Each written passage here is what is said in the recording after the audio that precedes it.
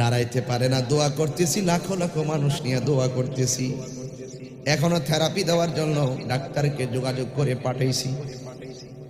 হ্যাঁ যুবক ভাইয়ের আমার, অথচ আমার ভাই হাত দিয়া কত কাজ করছে। এই হাতটা যখন ড্যামেজ হয়ে গেল, তিনি বুঝতেছেন হাতের দামটা কত, তিনি বুঝতেছেন পায়ের দামটা কত। দুইটা বাল্ব গেলে গা বোঝা যাবে বাল্বের দামটা কত, দুইটা কিডনি গেলে গা বুঝবেন কিডনির দাম কত, দুইটা চোখ গেলে গা বুঝবেন চোখের দাম কত। অথচ আল্লাহ আমরার হাত ভালো রাখছে।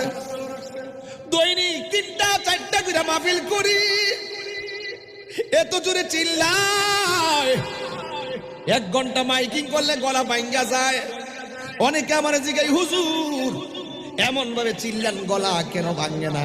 আমি বলছি না গলা ভাঙ্গে, কিন্তু আর যতটুকু ভালো থাকি, সুখে থাকলো আমার রব যিনি, দুঃখে থাকলো আমার রব তিনি। আলহামদুলিল্লাহি আলা কুল্লি হাল। আমি বলি আমার কোনো শক্তি নাই, সুন্দর করে কথা বলা, কণ্ঠ দিয়ে কথা বলা, আর মনের মাধুরীতে মিশে কথা বলা, আর কোরআন তেলাওয়াত করা, এই সুন্দর পিছনে একজন কারিগর। জবান খুলে বলুন তিনি কে? গোলাপ ফুলের ভিতরে গন্ধটা যেমন, আমার আল্লাহ রাব্বুল আলামিন আর হাবিব হলো তেমন। জোরে কোন সুবহানাল্লাহ।